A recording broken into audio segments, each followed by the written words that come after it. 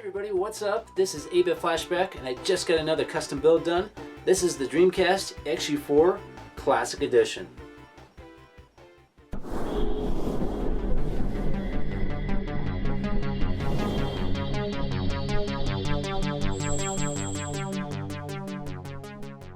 So this is a 3D printed case of my favorite console, the Dreamcast, and it's powered by the Odroid Xu4. I was hooked on Sega, starting with the Genesis, then the Saturn, then on September 9th, 1999, the Dreamcast. It was the first 128-bit system to hit the market, although some might argue it's only 64-bit. But if you compare it to the Nintendo 64 graphically, the Dreamcast is the clear winner. It had a lot of great games: Sonic Adventure, Shenmue, Crazy Taxi, Soul Calibur, Sega Sports 2K series, Sega GT, Virtua Fighter, Seaman, that's right, I said it, Jet Set Radio, and Phantasy Star Online. And speaking of online, Dreamcast was the first console to offer a built-in modem at launch, and this introduced me to online gaming for the first time. And the very first game that I played online was Speed Devils. It's not the greatest game, but I definitely had a lot of fun playing it online. The Dreamcast, for what it was, had some amazing looking graphics, and a lot of the games today still look great, like Soul Calibur. This to me is one of the most impressive fighting games of all time. It had beautiful graphics, amazingly precise control, and it was a blast to play.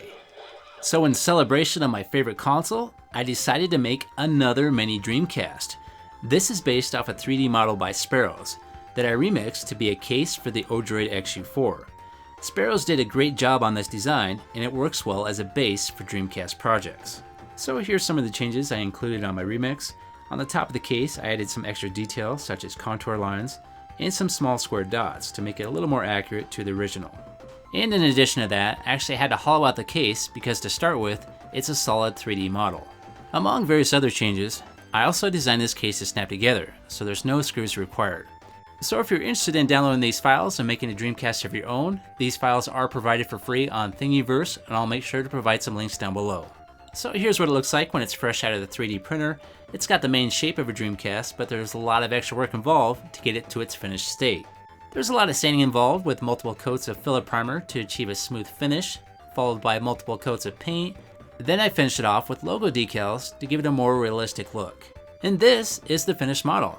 So even with all the extra time and work I put into this, it still has some minor imperfections. But I can live with that. And here's those extra dots and contour lines that I added to give it a more realistic look. Another feature I added to the case was multiple vent holes on both sides of the case to help give it better ventilation to keep my Odroid Xu4 nice and cool. It also has a functional power button, along with an orange LED light, just like the original. I also have a mini Dreamcast controller with a miniature VMU. Now this is not functional or anything, it's just for show, but it does look great for display purposes right next to my mini Dreamcast. Now this particular Dreamcast, the lid does not open, but I do have a design where the lid does open, so later on I might incorporate this design into the Odroid Xu4 case. For the Xu4 case, I was trying to design a case with a lot of detail, but with simplicity in mind. To make the lid open and function, there's a lot of extra work involved, and it's a much more complicated process. But like I said, in the future, I might go ahead and incorporate this into the Xu4 case. And this is what I use for a controller. This is a wireless Afterglow with a custom Sega logo on it. It's actually designed for the PlayStation 3, but I don't go by the rules, and it works great for the Odroid Xu4. And here's a size comparison next to the Nintendo and Super Nintendo Classic Editions. Now this Dreamcast is at about 55% scale. I didn't want to make it too small because I wanted to leave some breathing room inside the case for future mods. And here it is next to my mini Sega Saturn, and these are my two new favorite consoles, father and son.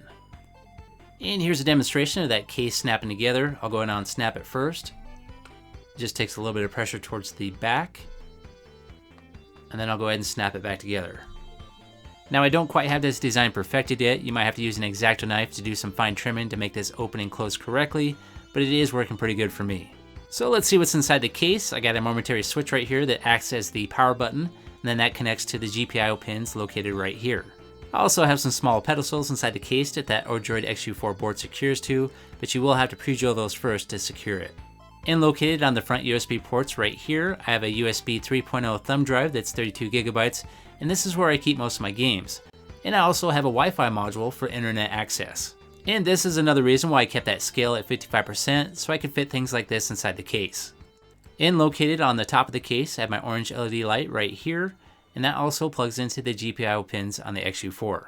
So a power button and an LED light is really the only two external things you need to add.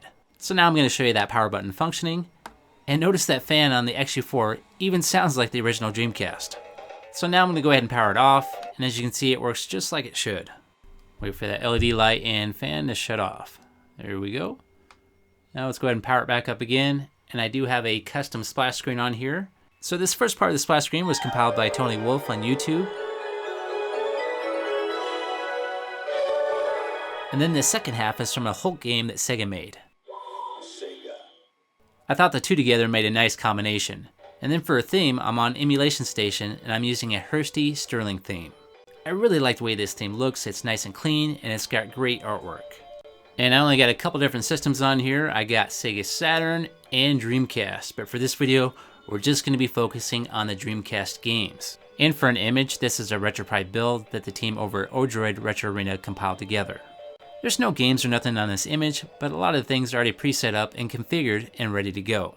And I'm proud to say that I am part of the Odroid Retro Arena beta testing team, and I've seen firsthand that these guys do great work, and when they release something, it's top notch. So if you're interested in Odroid Retro Arena's image, I'll make sure to post a link down below. Now keep in mind the current image does not support Sega Saturn, but here in the near future they will be releasing a new image with support for Sega Saturn and much more. So Dreamcast emulation on the Odroid Xu4 is surprisingly really good. For those of you familiar with the Raspberry Pi 3 and the Dreamcast emulation scene, it's not so good. But I can tell you firsthand, it's a night and day difference between what the Raspberry Pi 3 can do and the Odroid Xu4 with Dreamcast emulation. Now the emulator I'm using is Rycast, and by no means is this perfect emulation, but a lot of the games are very playable and playing it very close to full speed, if not full speed. Now as far as the compatibility list goes for all the games, I'm not quite sure what that'd be, but out of 25 random games that I picked to test out, only 2 of them didn't work. So I would say it has a pretty good average for compatibility. So when I say a game is very playable, that means you can enjoy the game and you can play it without noticing very many issues. Like this game, Sonic Adventure 2. This game plays great, along with Sonic Adventure 1. And by the way, Sonic Adventure 1 and 2 are both great games, and what a great transition from a traditional 2D Sonic game to a 3D Sonic game. Now I'm going to test out Daytona USA, and when you boot a game, it's going to boot up that Dreamcast BIOS. There is also built-in virtual VMUs so you can save your games, just like on the original Dreamcast. That was another cool idea Sega had, was those VMUs that you could take out and actually play little small games on them. None of the games were any good, but it was still a cool concept. So there was a lot of Sega arcade games that were ported over to the Dreamcast, like Sega Rally and Daytona USA, that were very close to arcade perfect on the Dreamcast. And they looked and played amazing.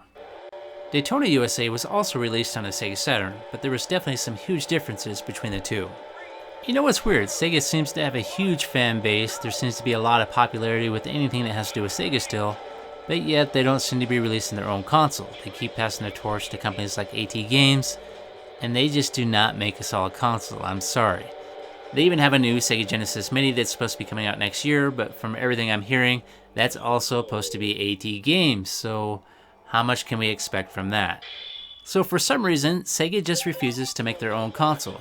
Maybe it's some sort of competition clause because they're releasing games on other systems like Nintendo, Xbox, PlayStation, etc. So maybe they cannot make a console legally.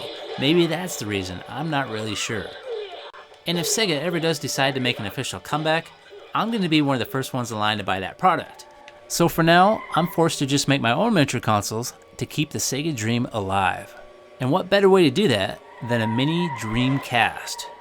Alright everyone, it's that time again. It's time for me to get out of here. If you liked that video, please hit that like button. If you want to hear more from me, please subscribe. And if you want to help support the channel, you can now find me on Facebook and Patreon. Have yourself a great day, and I'll see you next time.